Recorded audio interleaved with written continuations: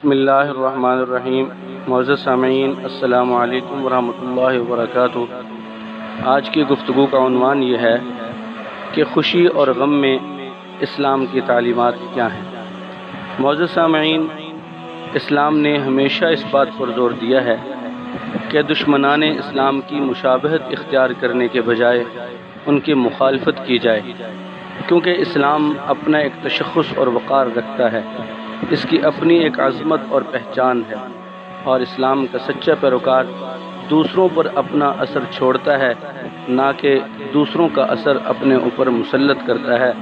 جیسا کہ روایات میں آتا ہے کہ حضور اکرم صلی اللہ علیہ وسلم جب مدینہ طیبہ میں تشریف لے گئے تو دیکھا یہود کا معمول تھا کہ وہ عاشورہ کا روزہ رکھتے تھے۔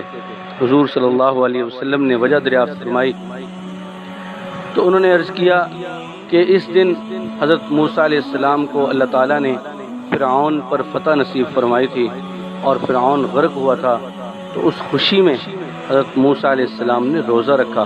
میرے عزیز بھائیو اور دوستو، خوشی کا اظہار اسلام کی تعلیمات میں کیسا ہے، یہ آپ کے سامنے ہے کہ شکرانے کے طور پر حضرت موسیٰ علیہ السلام نے کوئی جشن نہیں منایا، بلکہ روزہ رکھا، اللہ کا شکر ادا کیا، سجدہ شکر ادا کیا اور اللہ کی یاد میں اس دن روزہ رکھا۔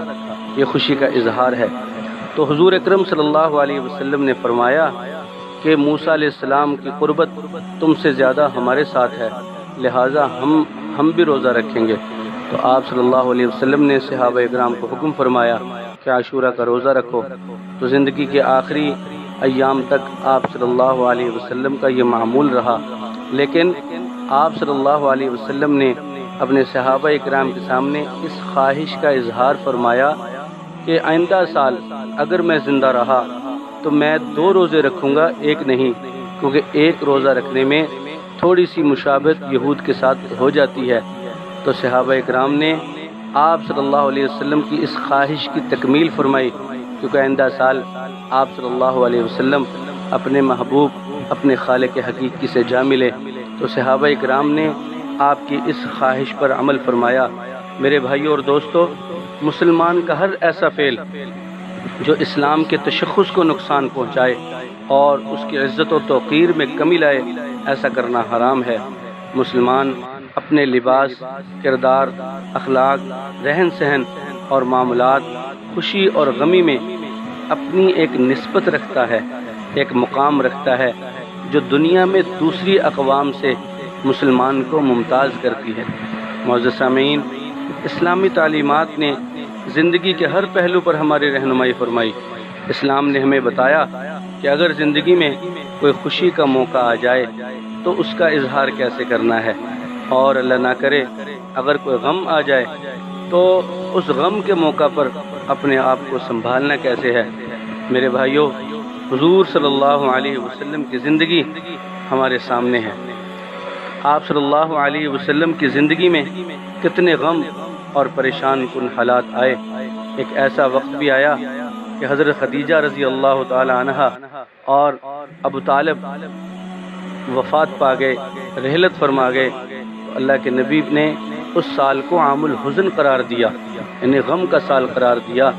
اور اس کے علاوہ جنگ بدر کے موقع پر آپ صلی اللہ علیہ وسلم کے مشفق و مہربان چچا حضرت امیر حمزہ رضی اللہ تعالیٰ عنہ شہید کر دیے گئے، اور 14 ٹکڑے حضور اکرم صلی اللہ علیہ وسلم کی آنکھوں کے سامنے پڑے ہیں۔ اس قدر دردناک شہادت، لیکن کائنات کا سردار امام الانبیاء صلی اللہ علیہ وسلم نے صبر کا وہ معیار پیش کیا کہ جو رہتی دنیا تک ایک مثال ہے۔ اور اسی طرح خوشی کے موقع بھی آئے۔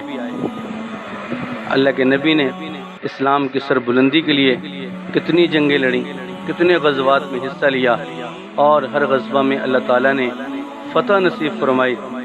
تو اس فتح کی خوشی میں کوئی جشن نہیں منایا، بلکہ سجدہ شکر ادا کیا۔ حتیٰ کہ فتح مکہ کے موقع پر جو آپ صلی اللہ علیہ وسلم کی مبارک زندگی کی سب سے بڑی فتح ہے، تو اس پر بھی خوشی کا اظہار عاجزی و انکساری سے کیا۔ سر مبارک جھکا ہوا ہے اور زبان مبارک پر یہ الفاظ ہیں کہ آج معاف کرنے کا دن ہے، آج بدلے کا دن نہیں، آج میں نے سب کو معاف کر دیا۔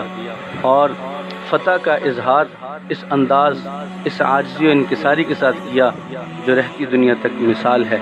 میرے عزیز بھائیوں، معزز سامعین، اللہ تعالیٰ نے اپنے محبوب کے ذریعے خوشی کا اظہار کا طریقہ بھی ہمیں بتایا، اور اگر کوئی غم آ جائے اس کے اظہار کا طریقہ بھی ہمیں بتایا۔ تو یہ اسلام کی مبارک تعلیمات ہیں جو اسلام کی سچی تصویر پیش کرتی ہیں۔ اگر ان تعلیمات سے ہٹ کر ہم اگر کوئی اپنے جذبات کا اظہار کریں، اگر ہم اپنی کوئی خوشی کا اظہار کرتے ہیں، ہم اپنے غم کا اظہار کرتے ہیں کہ جس سے اسلام کی تصویر اور اسلام کی سچی تعلیمات کو نقصان پہنچے، تو ایسا میرے بھائیوں ایک سچے مسلمان کو شوبہ نہیں دیتا۔ ایک سچے مسلمان کے لیے ایسا کرنا مناسب نہیں ہے۔